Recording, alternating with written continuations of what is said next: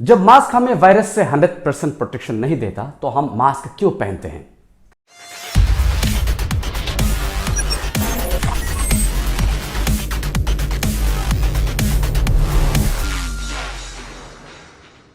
नमस्कार, मैं हूं गजोम अरुणाचल इंडिया से। अगर मास्क हमें वायरस से 100% प्रोटेक्शन नहीं देता तो हम मास्क क्यों पहनते हैं?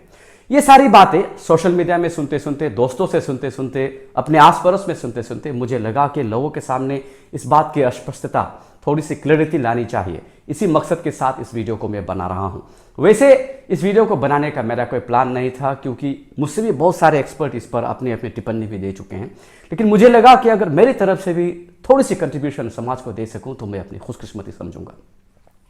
देखिए, ये बात तो 100% सच है कि मास्क हमें वायरस से 100% प्रोटेक्शन नहीं देता।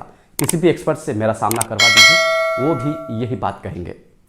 देखिए, वायरस का साइज सिर्फ 100 नैनोमीटर्स का है और मास्क में जो पोर्स रहते हैं उन पोर्स का साइज है 300 नैनोमीटर्स। यानी वायरस के तुलना में मास्क में जो पोर हैं वो वायरस से 3 गुना ज्यादा बड़े हैं। इसका मतलब है कि वायरस उन पोर से बड़ी आसानी से आर पार हो सकते हैं। तो हम मास्क क्यों पहनते हैं? तो मास्क पहनने का क्या फायदा हो गया? इसी बात को लेकर कई लोग एंटी मास्क कैंपेन भी चला रहे हैं।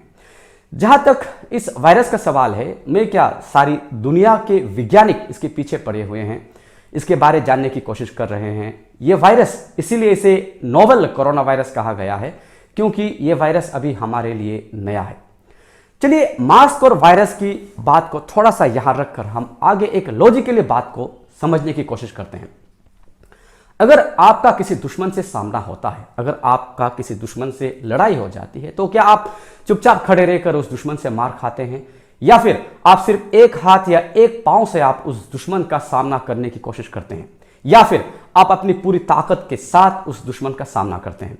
जाहिर सी बात है, आप अपनी पूरी ताकत के साथ अपने दोनों हाथ, अपने दोनों पैर का इस्तेमाल कर उस दुश्मन का सामना करना चाहेंगे। जरूरत पड़े तो आप मुंह से काटेंगे भी। So how it happens? It doesn't matter how you protect yourself. What matters is you are defended. तो यही बात तो SOPs पर भी अप्लाई होता है। ये जितने SOPs गवर्नमेंट ने हमें दिया है, ये सारे SOPs हमारे हाथ हैं, हमारे पैर हैं, हमारे हथियार हैं, और इन्हीं हथियार का इस्तेमाल करके हम अपने दुश्मन का सामना करने की कोशिश कर रहे हैं। इन्हीं के सहारे हम उनसे लड़ने की कोशिश कर रहे हैं। देखिए, इस दुश्मन से लड़ने के लिए, इस दुश्मन को हराने के लिए सिर्फ मास्क ही कारगर नहीं है। दैट इज वाई हम जितने भी पॉसिबिलिटी हैं उन सारी पॉसिबिलिटीज को हम अपनाने की कोशिश कर रहे हैं। सैनिटाइजेशन, मास्क, सोशल डिस्टेंसिंग या वैक्सीनेशन, ये सारे ऐसे हथियार हैं जिससे हम उस वायरस को हराने की कोशिश कर रहे हैं। मैं नहीं जानता इससे कितनी कामयाबी हमें मिली है, लेकिन हाँ, एक लेमैन के हैसियत से अगर मैं देखूं, आपकी नज़र से भी, मेरी नज़र से भी, हम ये बात को समझ सकते हैं, इस बात को समझ सकते हैं कि काफ़ी हद तक इस वायरस को हमने रोक के रखा है, काफ़ी हद तक इस वायरस को हमने हराया है।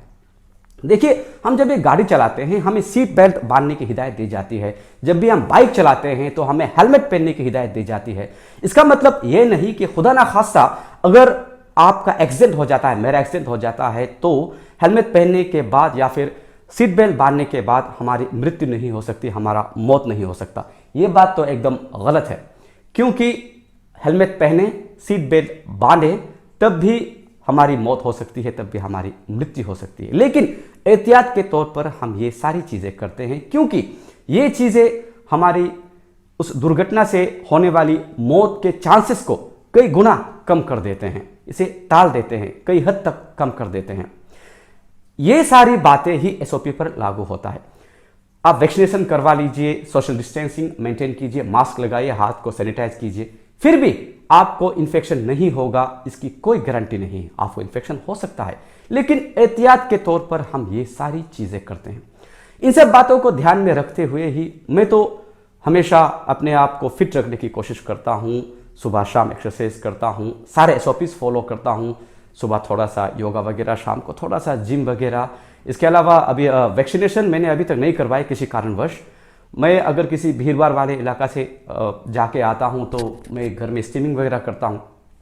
तो ये सारी चीज़ें मैं कोशिश करता हूं कि मैं मेंटेन करूं, विटामिन मिनरल्स में लेता हूं। लेकिन अगर इसके बावजूद भी अगर आपको पता चले कि ये बंदा टपक गया है तो समझ लीजिएगा कि मेरा दिन पूरा हो गया था, इसमें मेरी कोई गलती नहीं है।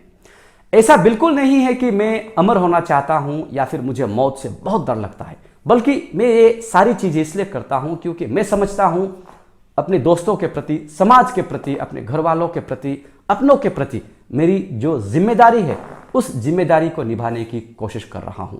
इस कड़ी को, इन्फेक्शन की इस कड़ी को तोड़ने की कोशिश कर रहा हूं। यार इस वायरस से क्यों मरना है? अगर मौत लिखी ही है तो किसी अच्छे कारण में फिदा हो जाएंगे। चलिए अभी मास्क के रोल को जरा करीब से समझते हैं। दरअसल जैसे कि मैंने बताया, मास्क के जो पोर्स हैं वो वायरस से कई गुना बड़ा है, इसीलिए मास्क के थ्रू बड़ी आसानी से वायरस आर या पार हो सकता है। तो हम मास्क क्यों पहनते हैं? देखिए, इस बात को समझना जरूरी है कि वायरस को ट्रैवल करने के लिए एक मीडियम की जरूरत पड़ती है। वो मीडियम एयर हो सकता है, वाटर हो सकता है, कोई भी मूवेबल या इमूवेबल चीज हो सकती है। अब जहां तक मास्क का सवाल है, ये उस मीडियम के इफेक्ट को काफी हद तक रोक सकता है या कम से कम कर सकता है। हम जब खांसते हैं या चीखते हैं तो हमारे मुंह से ड्रॉपलेट्स निकलते हैं। उन ड्रॉपलेट्स के साइज करीब करीब 1000 माइक्रोमीटर तक के होते हैं। कुछ कम भी हो सकते हैं, कुछ ज्यादा भी हो सकते हैं। और वायरस उन्हीं ड्रॉपलेट्स में एम्बेडेड रहते हैं। हमारे मुंह से जो ड्रॉपलेट्स निकली हैं उन्हीं ड्रॉपलेट्स में वायरस एम्बेडेड रहते हैं, यानी अंदर रहते हैं। अब जैसे कि आपको पता है, मास्क पोर्स के साइज 300 नैनोमीटर के होते हैं, तो ड्रॉपलेट्स के साइज लगभग मास्क के पोर्स से 3000 टाइम्स बड़े हैं। इसी कारण वायरस उन पोर्स में फंस जाते हैं, पार नहीं हो पाता, क्योंकि वे आपके स्प्यूटियम ड्रॉपलेट्स में एम्बेडेड हैं। अब इसी कारण हम मास्क पहनते हैं ताकि हमारे इन्फेक्टेड ड्रॉपलेट्स बाहर ना फैले और बाहर के इन्फेक्टेड ड्रॉपलेट्स हमारे अंदर ना आ जाए। तो आई जस्ट होप कि आप अभी इस कंसेप्ट से क्लियर हैं। हालांकि मैं जानता हूं कि आप में से ज्यादातर लोग इस बात को बाखूबी जानते हैं, इस बात को अच्छी तरह समझते हैं, लेकिन मेरी कोशिश ये थी कि जिन लोगों को अभी भी थोड़ी बहुत कंफ्यूजन थी, उस कंफ्यूजन को मैं दूर कर दूं। तो अगर आप अभी तक मेरे इस वीडियो को देख रहे हैं तो वीडियो को लाइक ज़रूर कर दीजिएगा, दोस्तों के साथ शेयर भी कर दीजिएगा। इसके अलावा अगर आपको मेरी कमेंट्री अच्छी लगती हो, मेरा वीडियो बनाना अच्छा लगता हो, तो चैनल को सब्सक्राइब भी ज़रूर कर दीजिएगा। जय हिंद।